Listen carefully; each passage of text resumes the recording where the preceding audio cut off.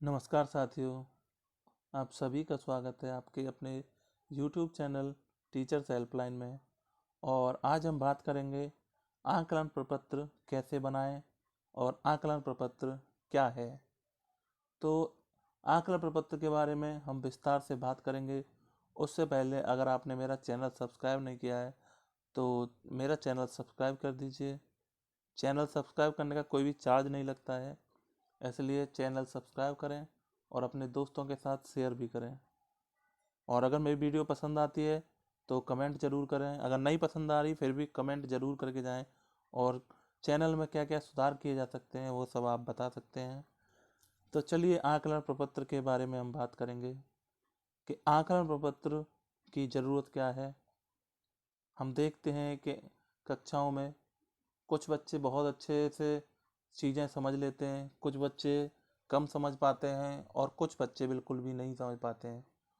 उसके पीछे बहुत सारी उसके पीछे बहुत सारे कारण हो सकते हैं, या आर्थिक कारण हो सकता है, पारिवारिक कारण हो सकता है, या और अन्य कारण हो सकते हैं जिसकी वजह से सारे बच्चे समान रूप से नहीं सीख पाते हैं। और ये जो अंतर होता है बच्चों के सीखने की क्षमता में, जो अंतर होता है उसे लर्निंग गैप कहते हैं। उसी लर्निंग गैप को पहचानने के लिए और उसी लर्निंग गैप को दूर करने के लिए हमें आकलन प्रपत्र को तैयार करना है। और आकलन प्रपत्र में क्या है, कैसे बनाएं, क्या क्या सावधानियां बरतनी है, वह सब हम इस वीडियो में शेयर करेंगे। और आपको वीडियो अच्छा लगता है तो आप लाइक कर सकते हैं। तो चलिए आकलन प्रपत्र के बारे में बात करते हैं कि आरंभिक आधारभूत आकलन प्रपत्र क्या है। इसे मूलभूत आकलन प्रपत्र बोल सकते हैं, आधारभूत आकलन प्रपत्र बोल सकते हैं। दोनों का मतलब, दोनों का अर्थ एक ही है। तो चलिए जानते हैं कि आरंभिक आधारभूत आकलन प्रपत्र क्या है। सामान्यतः एक प्रश्न पत्र है, यानी आकलन प्रपत्र सामान्यतः एक प्रश्न पत्र है जिसकी सहायता से यह पता लगाया जाएगा कि बच्चों ने पिछली कक्षाओं में कौन कौन से लर्निंग आउटकम को प्राप्त कर लिया है एवं कौन कौन से लर्निंग आउटकम पर अभी उनके साथ कार्य करना है। यह प्रपत्र प्रत्येक कक्षा के लिए अलग अलग बनाया जाएगा। आरंभिक आकलन प्रपत्र क्या है कि सामान्यतः यह एक प्रश्न पत्र है जिसकी सहायता से हम यह पता लगा सकते हैं कि पिछली कक्षा में बच्चों ने कौन कौन से लर्निंग आउटकम प्राप्त कर लिए हैं और कौन कौन से लर्निंग आउटकम्स पे उनके साथ अभी काम करना है। यह प्रपत्र प्रत्येक कक्षा के लिए अलग अलग बनाया जाएगा। आकलन प्रपत्र बनाते समय है हमें किन किन बिंदुओं पर ध्यान देना है, कौन कौन से बिंदु हमें, कौन कौन से बिंदुओं के ऊपर हमें कार्य करना है, कौन कौन से बिंदु हमें प्रश्न पत्र में रखने हैं, उस सब के बारे में हम बात करेंगे। तो सबसे पहले आता है कि जो सबसे पहले सावधानी में बरतनी है वह है आरंभिक आकलन प्रपत्र प्रत्येक विषय में बनाना है। एक अध्यापक जो भी विषय पढ़ा रहे हैं अपने विद्यालय में, हम जो भी विषय पढ़ा रहे हैं, हमें उस विषय का आकलन प्रपत्र स्वयं तैयार करना है। प्रत्येक प्रत्येक शिक्षक जो विषय पढ़ा रहे हैं उसी विषय का हमें आकलन प्रपत्र तैयार करना है। आकलन प्रपत्र पिछली सभी कक्षाओं की मूलभूत लर्निंग आउटकम्स के आधारित पर बनाए जाएंगे, यानी पूर्व कक्षाओं के मूलभूत लर्निंग आउटकम को ध्यान में रखकर ही आरंभिक आकलन प्रपत्र बनाए जाएंगे। जैसे कक्षा 8 के बच्चों को आधारभूत आकलन प्रपत्र में कक्षा 1 से 7 तक के मूलभूत लर्निंग आउटकम पर आधारित प्रश्नों का निर्माण किया जाएगा। अतः सर्वप्रथम विषयवार मूलभूत लर्निंग आउटकम की सूची बनाना है। हमें सबसे पहले विषयवार मूलभूत लर्निंग आउटकम की सूची बनाना है। उदाहरण के लिए, जैसे हमें कक्षा 5 के लिए बनाना है, हमें कक्षा 5 का आकलन प्रपत्र बनाना है, तो कक्षा 1 से 4 तक की मूलभूत लर्निंग आउटकम्स को ध्यान में रखकर हमें आकलन प्रपत्र बनाना है। आगे बात करते हैं कौन सा प्रश्न पत्र किस कक्षा के लिए लर्निंग आउटकम पर आधारित है? कौन सा प्रश्न किस कक्षा के किस लर्निंग आउटकम पर आधारित है?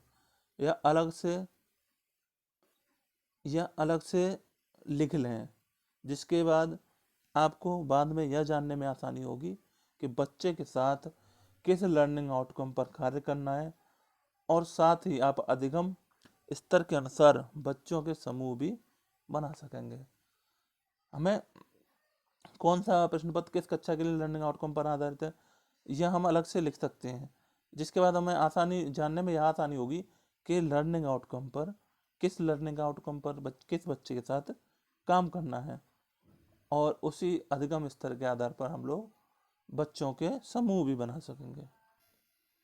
आगे बात करते हैं प्रश्नों की संख्या व प्रश्नों की प्रकृति पर, यानी किस प्रकार के प्रश्न कितने होने चाहिए, कुल पूर्णांक कितना होगा, किस कक्षा स्तर के लिए है, प्रत्येक प्रश्न का क्या अंक है, पूर्णांक, टोटल प्रश्न कितने होने, उस सब पर बात करेंगे। तो सबसे पहला कक्षा स्तर, दूसरा कुल प्रश्न, तीसरा वस्तुनिष्ठ प्रश्न, चौथा आत्मनिष्ठ प्रश्न, पांचवा प्रत्येक प्रश्न के अंक, और छठवां कॉलम है पूर्णांक का। तो कक्षा 4 से 5 तक, कक्षा 4 और 5 के लिए कुल 15 प्रश्न में हमारे प्रश्न पत्र में होने चाहिए। हमारे आकलन प्रपत्र में कक्षा 4-5 के लिए 15 प्रश्न होंगे, और कक्षा 6 से लेकर 8 तक के लिए कुल 25 प्रश्न होंगे। वस्तुनिष्ठ प्रश्न 10 प्रश्न होंगे, आत्मनिष्ठ प्रश्न 5 होंगे, और प्रत्येक प्रश्न के लिए जो अंक निर्धारित है वो है 3 अंक, और 15 प्रश्न 3-3 अंक के हो गए तो पूरा पूर्णांक होता है 45 अंक का।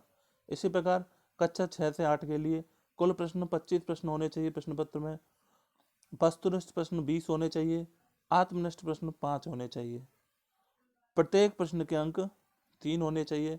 इस प्रकार 25 प्रश्न 3-3 अंक के, तो कुल 75 का इसका पूर्णांक होगा। इसी प्रकार आप इस जो विभाजन का आप स्क्रीनशॉट ले सकते हैं, और चैनल को लाइक करके जाना है। आगे चलते हैं। अब बात करना है हमें किस प्रकार के प्रश्न कितने प्रतिशत देने हैं, और किस प्रकार के प्रश्न कितने देने हैं, उसके ऊपर हम बात करें। आकलन प्रपत्र में किस प्रकार कितने प्रश्न होने चाहिए उस पर हम बात करेंगे। कक्षा 4-5 के लिए कुल 15 प्रश्न हैं, और 6 से 8 के लिए 25 प्रश्न हैं। तो कक्षा 4-5 के लिए ज्ञानात्मक प्रश्न 20% होने चाहिए, बोधात्मक प्रश्न 50% होने चाहिए, अनुप्रयोगात्मक प्रश्न 20% होने चाहिए, और तर्कात्मक प्रश्न 10% होने चाहिए। कक्षा 4-5 में 15 प्रश्न है, उसी के अनुसार इनका विभाजन किया गया है, और यही आंकड़ा 6 से 8 के लिए रहेगा, जिसमें ज्ञानात्मक प्रश्न 20%, बोधात्मक प्रश्न 50%, अनुप्रयोगात्मक प्रश्न 20%, और तर्कात्मक प्रश्न 10% रहेंगे। आगे चलते हैं। प्रश्नों का प्रकार, कौन से प्रश्न किस प्रकार के होते हैं, हमें ये भी जानना चाहिए कि बोधात्मक प्रश्न किस प्रकार के होते हैं, अनुप्रयोगात्मक प्रश्न किस प्रकार के होते हैं, और 4 प्रकार के प्रश्न हैं, उनके बारे में हम आगे चर्चा करेंगे। बोधात्मक प्रश्न से क्या आशय है? विद्यार्थियों को पाठ्य वस्तु या विषय वस्तु का बोध हुआ है या नहीं, इसके लिए उद्देश्यपूर्ण प्रश्न किए जाते हैं। यह व्याख्या के बाद किए जाते हैं, यानी यह प्रश्न कॉम्प्रीहेंशन टाइप हो गए, यानी एक गद्यांश दिया होगा, उसे पढ़कर नीचे लिखे प्रश्नों के उत्तर देने हैं। यह प्रश्न से सभी विदित हैं, इस प्रकार के प्रश्न हमें देने हैं। यानी बोधात्मक प्रश्न से मतलब है पहले एक गद्यांश दिया हुआ, उसके नीचे, या एक गद्यांश या कहानी या कविता कुछ भी दे सकते हैं, उसके नीचे उसी गद्यांश पर आधारित प्रश्न देने हैं, उनका उत्तर छात्रों को लिखना है। आगे ज्ञानात्मक प्रश्न, इस प्रकार के प्रश्न में वस्तु के विशिष्ट पदों, परंपराओं, वर्गों, कसौटी का प्रत्यय विज्ञान या प्रत्यय स्मरण कराने का प्रयास किया जाता है। यानी बच्चे के स्मरण करने की शक्ति का वहाँ पर हमें निरीक्षण करना है।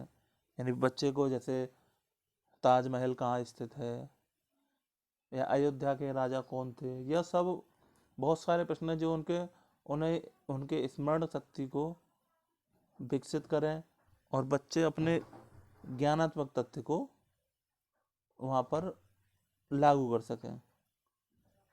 अगला पार्ट आता है इसका अनुप्रयोगात्मक प्रश्न। तो अनुप्रयोगात्मक प्रश्न ऐसे प्रश्न होते हैं जिनका निर्माण करना है, जिसमें विद्यार्थी आत्मसात किए हुए ज्ञान को परिस्थितियों के अनुसार प्रयोग कर सकता है। अगले प्रश्न होते हैं तर्कात्मक प्रश्न। तर्कात्मक प्रश्न के ऊपर बात करना है। तर्कात्मक प्रश्न वह प्रश्न है जिसमें पाठ्य वस्तु में हुए संप्रत्यय नियमों के आधार पर उनमें से अपने अनुसार प्रत्यय निकालना तर्कात्मक प्रश्न होता है। जिसमें बच्चों की तर्कात्मक प्रश्न मतलब रीजनिंग के प्रश्न, जिसमें बच्चा अपना दिमाग इस्तेमाल करे और अपने दिमाग के परीक्षण से प्रश्नों को हल कर सके। यानी reasoning aptitude test type questions होते हैं तो उन्हें तर्कात्मक प्रश्न कहते हैं। तो अब यहाँ तक वीडियो में अगर आपको कोई लगा हो, कोई कमी रही है, तो आप कमेंट कर सकते हैं वीडियो में, और आप बता सकते हैं कि वीडियो आपको कैसा लगा। उसी के अनुसार आगे वीडियो में सुधार करने का प्रयास किया जाएगा।